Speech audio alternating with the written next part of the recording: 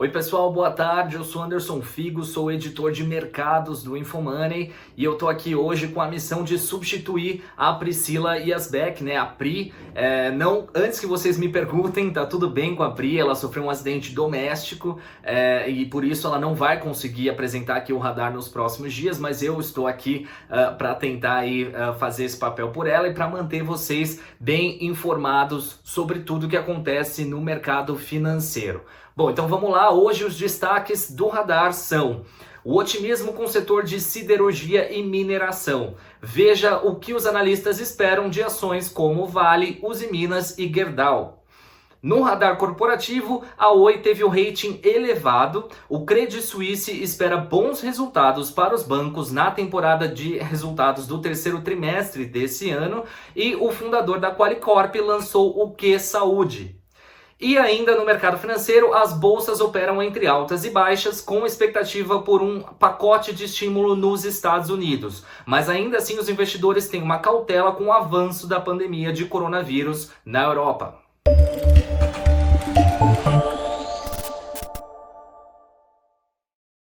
Boas expectativas para o setor de siderurgia e mineração. Isso porque a retomada interna da China está aumentando, está ampliando a demanda para o setor.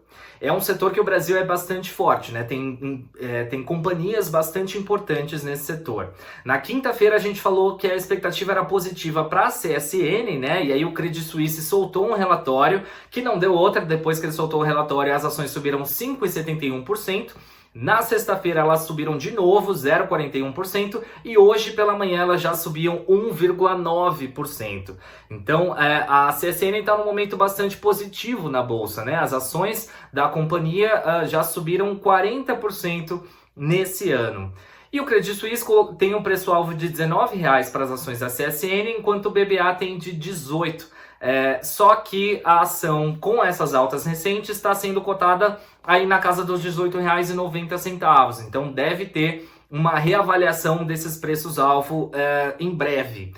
A recomendação dessas duas casas continua de outperform para as ações da companhia, né, de desempenho acima da média do mercado. Só que as perspectivas não ficam restritas só à CSN, né? Os analistas todos estão bastante otimistas com esse setor, né, do desempenho dos metais. O Commerzbank, por exemplo, né, que é um dos principais bancos da Alemanha, soltou um relatório em que ele diz que está otimista com o setor de chumbo, com os metais chumbo e zinco. Ele diz que os mercados de zinco e chumbo continuarão com excesso de oferta no próximo ano. E aí, o banco também diz que, de uma perspectiva fundamentalista, os mercados estão com excesso de oferta e isso joga contra uma alta sustentada dos preços dos metais. Mas ele destacou que, como já aconteceu nesse ano, os dados específicos do metal não influenciam tanto, não formam o preço deles, né? O que mais forma o preço é o sentimento do mercado em relação à retomada da demanda. Bom, no setor de siderurgia, o Itaú BBA disse que a performance da indústria de aço se manteve forte em setembro, né? E aí ele destacou o crescimento de 57% nas vendas de chapas de aço da CSN entre o segundo e o terceiro trimestres desse ano. E ele também diz que espera vendas da Usiminas, espera uma alta nas vendas da Usiminas no terceiro trimestre. O desempenho da Gerdau também deve ser acima do esperado. O banco ele destacou as vendas consolidadas domésticas de aço, né, que cresceram 8% entre agosto e setembro e 12% entre setembro e o mesmo mês do ano anterior. Assim, houve uma alta de 38% no terceiro trimestre na comparação com o trimestre anterior. As vendas domésticas de aços longos aumentaram 31% no trimestre sobre o trimestre anterior e 13% na comparação com o mesmo trimestre de 2019. São números bastante fortes que o Itaú destacou nesse relatório. Para a Vale também teve perspectiva positiva, né? A XP divulgou um relatório hoje em que ela elevou o preço-alvo da Vale de 85 para 86 reais, né? Elevou em R$1. Agora de manhã a ação estava cotada em R$83 com alta de 1%. Então isso seria um upside aí de mais de 30%, né? A corretora manteve a recomendação de compra para as ações da Vale, incorporando preços mais altos de minério de ferro e menores custos no futuro. Sobre a Gerdau, a XP também elevou o preço-alvo da companhia, que passou de R$ 22,50 para R$ 25 por ação, também considerando a alta nos preços do aço e as vendas de aços longos ainda fortes com atividade na construção civil. A construção civil foi um setor que foi pouco afetado, né, pela pandemia de coronavírus. Os empreendimentos que estavam sendo construídos, eles continuaram sendo construídos e agora com a retomada lenta da economia, essas vendas elas voltam, elas são retomadas, né? Teve queda de juros, então tudo beneficiou esse setor. Foi um setor bastante favorecido até pelo cenário atual. Bom, já falamos de Vale, já falamos de Gerdau, agora também tem perspectivas para Usiminas, né? A XP ela também elevou o preço-alvo da Usiminas, que foi de R$ 8,50 para R$ 12 por ação. Ela também está considerando os novos preços de commodities e uma recuperação mais rápida do que o esperado no setor automotivo. A recomendação segue neutra. O setor automotivo ele foi um setor aí que foi bastante afetado, né? As pessoas acabaram comprando menos carros, mas os números mais recentes já mostram que há uma retomada. Só para a gente fechar esse bloco aqui sobre as ações, né, sobre o mercado noticiário corporativo, a gente vai ter balanços essa semana, balanços importantes no setor de siderurgia e mineração. A Gerdau ela vai divulgar o resultado no dia 28 de outubro, agora, antes do fechamento do mercado, e a Vale divulga também no dia 28 de outubro, após o fechamento do mercado. Bom, pessoal, vamos falar agora de bolsas, né? No mercado financeiro, os índices americanos abriram em alta com expectativa por um pacote de estímulos nos Estados Unidos, mas na Europa os indicadores operavam em baixa com o avanço da pandemia, né? O número de casos de coronavírus tem aumentado na Europa e isso tem trazido um pouco de preocupação entre os investidores. Sobre o pacote nos Estados Unidos, né? A democrata Nancy Pelosi, ela é a presidente do Congresso americano e ela disse que mesmo com as diferenças, ela estaria otimista quanto à probabilidade de aprovar, junto ao governo de Donald Trump, um pacote de estímulo antes das eleições, que estão marcadas aí para o dia 3 de novembro. Há 2 semanas, depois de ter falado que o pacote só viria depois das eleições, o Trump voltou atrás e a sua gestão apresentou um pacote de 1,8 trilhão de dólares. Os democratas tinham concordado com alguns pontos, como o auxílio de $1.200, mas eles discordaram com outros pontos. E aí os próprios republicanos tinham ressalvas também em relação ao acordo apresentado pelo presidente. Bom, existe esse empenho aí do Donald Trump e é justificado porque a gente está se aproximando das eleições, o Trump está atrás nas pesquisas, então existe essa intenção aí de aprovação desse pacote pelo lado do governo também, porque isso, teoricamente, poderia beneficiar aí, né, o sentimento das pessoas em relação ao voto novamente no Trump, que está correndo para uma reeleição. Sobre a Europa agora, né, a gente tem a questão do Brexit. No sábado, o primeiro-ministro britânico Boris Johnson afirmou que as conversas com a União Europeia tinham chegado ao fim. Como o acordo comercial em vigência expira nesse ano, o Reino Unido deveria se preparar para comercializar com o bloco europeu sem nenhum novo entendimento a partir de 1º de janeiro, segundo o líder ali do Reino Unido. Apesar disso, as negociações devem continuar nesta segunda-feira e isso alimentou uma expectativa de que algum acordo possa ser alcançado antes aí do próximo ano, né? Essas negociações, elas são presenciais, então, enfim, pode ser que demore um pouquinho mais, mas elas devem sair. Esse é um ponto bastante importante, né? Porque o Brexit foi uma novela para acontecer e ainda está sendo, né? As negociações do Reino Unido com o resto da Europa são muito importantes, então qualquer novidade em relação a esse acordo tem potencial de afetar o mercado financeiro.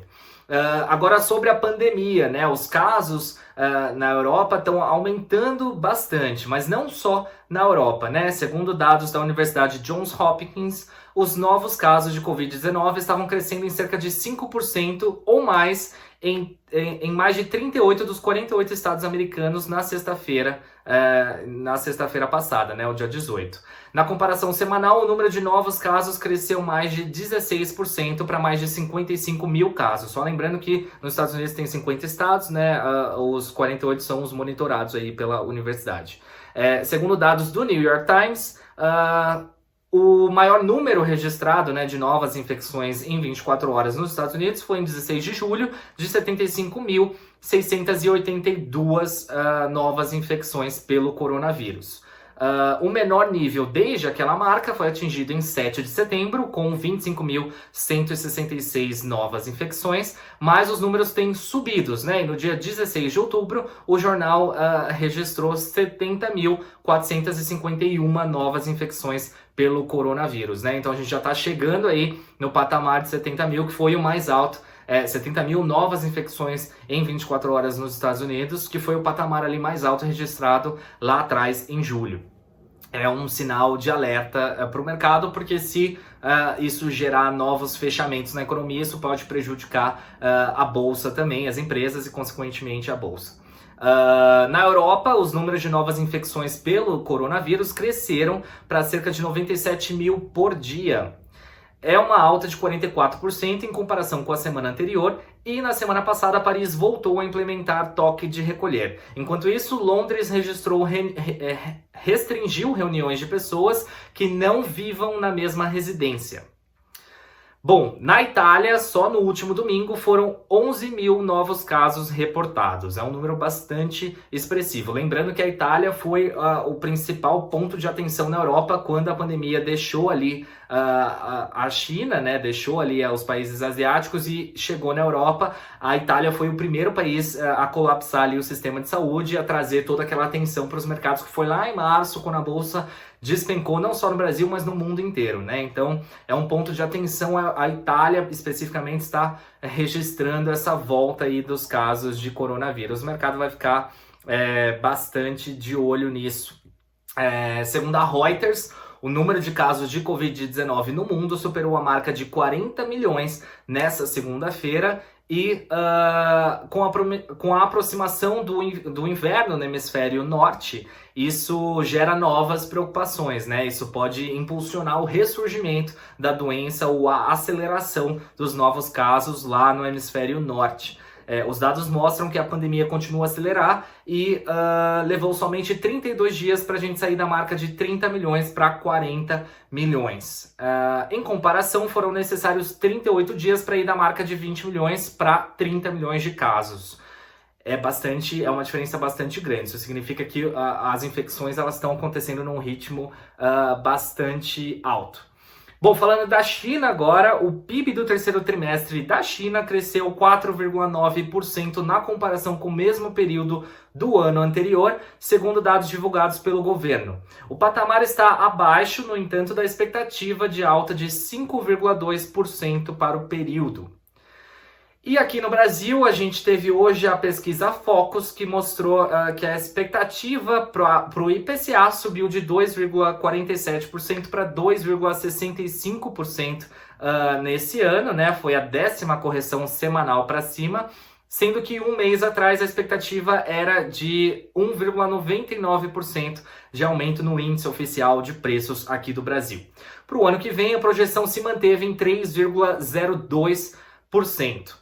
Para o PIB, a expectativa de queda de 5% nesse ano, ante a expectativa de queda de 5,03% na semana passada. E para o dólar no final do ano, a expectativa foi de 5,30 para 5,35.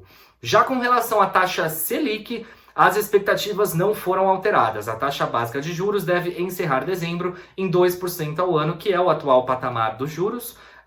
E no próximo ano ela deve subir para 2,5% ao ano, segundo os economistas consultados pelo Banco Central.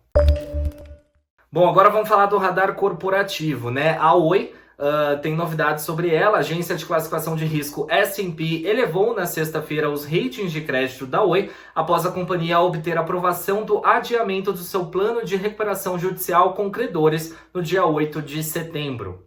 Os ratings de crédito de emissor passaram de SD, né, que é o default seletivo, para CCC+, na escala global, e de SD para BRBB, na escala nacional.